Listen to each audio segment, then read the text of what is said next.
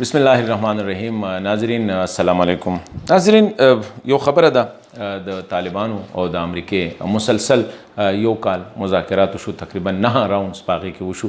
زه دا ګڼم چې په اخره کې خو امریکې مذاکرات هم کالډ اف کړل او وی طالبانو سره پریزیدنت ټرمپ چې زه سره خبرې هم نه کوم، هغه وجه سوه چې یو امریکني په افغانستان کې هغوی مړ کړی دی یا ناټو فورسز. خو دا خبره نه ده. زه دا ویل غواړم چې په دې تیر کال کې په دې یو کال کې د دې ټولو مذاکراتو فایده چاته وشو. اوس که امریکا خبرې کوي ودی کوي نه دی کوي، که افغان ګورنمنټ کوي ودی کوي نه کوي، طالبانو ته چې کوم دی د ټولو نه زیاته فایده طالبانو ته وشو. زه دې خبره باندې نه پوهېږم چې دا قصدن دا کار کول غوښتل که نه دا بای ډیفالټ شو. د مذاکراتو نه مخکې طالبان خلکو څنګه پیژندل؟ دنیا ته، نړۍ ته هغوی شکل چې کوم دی یو دهشتګرد، جنګجو، یو دیهاتي کلیوال خلک چې په غرونو کې اوسي، غرونو درونه راځي، په ښار کې حمله کوي او دوی له نه سفارت ورځي، دوی له نه سیاست ورځي، د جنګ نه علاوه دوی نه خبرې اترې کوي شي، نه دوی حکومت چلوي شي. او دا یو دهشتګرده ټوله ده او د دوی اکثرو نمونه د دهشتګرد لیست باندې وو. نن یو کال پس چې کله امریکې سره مذاکرات وکړل، یو معاهدې ته ورسېدل، نن د هغوی امیج څه دی، د هغوی شکل نړۍ ته څنګه راغی. نن طالب چې کوم دی یو بهترین سفارتکار په طور باندې هغه په نړۍ کې پیژندل کېږي. یو کال هغوی مسلسل د یو سپر پاور د هایلی ټرین چې کوم انتهایی تربیتي یافته سفارتکارانو سره هغوی خبرې وکړلې او خپلې خبرې پرې ومنلې. اوسه پورې هغوی د امریکې یوه خبره هم نه ده منله. څونه خبرې منلې دي، افغان حکومت سره خبرې نه کوو، سیز فایر نه کوو، ستاسو بندیوان نه پرېږدو، زمونږ هغه به پرېږدی، د تور لیست نه د هغوی نومونه ویستل، امریکې سره خبرې شروع کړلې. مطلب دا دی هغه هر څه هغه پرې ومنل او د خپل د هغوی یوه خبره نه ده منلې. یو بهترین سفارتکار په شکل کې هغوی ځان دنیا ته وښو. بله خبره، مذاکراتو نه مخکې بیرونی دنیا سره د طالب چا سره تعلق و؟ صرف د پاکستان سره، نور نړۍ کې چا سره نه.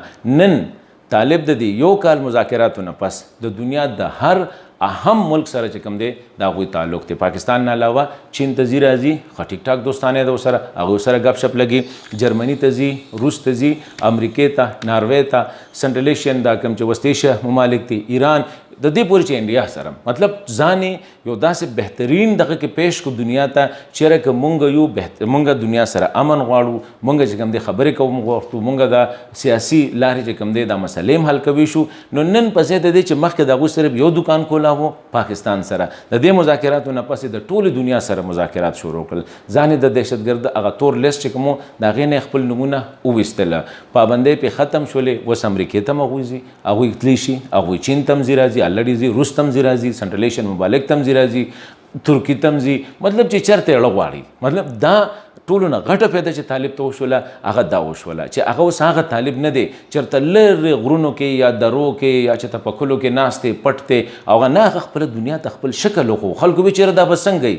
هغه خو چېرې مونږ دا یو، مونږ خبرې هم کوو، مونږ سیاست هم کوو، مونږ په ټیبل ټاکس هم پوهېږو. دا یو ډېره غټه پیدا چې کومه دی زه دا ګڼم چې یاره دا طالبانو ته وشو. افغانستان کې دننه د طالب حیثیت سو یو جنګجو د کلي علاقو نه راغلی، په شهري زندګۍ باندې په ښار باندې نه پوهېږي، د ښځو خلاف، د تعلیم خلاف، د هرې ترقۍ خلاف، او د پاکستان ګوډاګي د پاکستان دپاره جنګ کوي، د خپل دیدل کې څه حیثیت نشته. نن په افغانستان کې هغوی ځان د یو مضبوط پاټۍ په حیث باندې ومنه چې یاره یو طرف ته تاسو، بل طرف ته مونږه. څونه خبرې چې وشولې، طالب که د بین الافغاني مذاکرات هم شوي نو طالب پکې ځان د یو مضبوط ګروپ په شکل کې چې کوم دی پیش کړو چې او ډېر مضبوط خبرې اترې خپل پوزیشن نه وکړلې. بله خبره چې یاره مونږ یو آزاد حیثیت لرو په افغانستان کې، زمونږ په ډېرو علاقو کې اثر رسوخ دی. هغه خبرې ځان پرسپشن چې خلکو دوی د ښځو وي، مونږ د ښځو خلاف نه یو، مونږ د تعلیم خلاف نه یو، مونږ د ترقۍ خلاف نه یو. نن طالب چې کوم دی اوس هغه طالب نه دی، هغه ځان مین سټریم که، هغه ځان بنیادي دغه ته راوسته چېرې زه حکومت هم کوی شم، زه آل انکلوسیو، مطلب یو په ګډه سره هم زه تیار یم، زه د زور خلاف یم، زه د دهشتګردۍ خلاف یم. دا فایده هغه له چا ورکړله؟ اوس سوال هم دا پیدا کیږي چې دا بهترین سفارتکار دی څنګه شو، دا بهترین سیاستدان دی څنګه شو.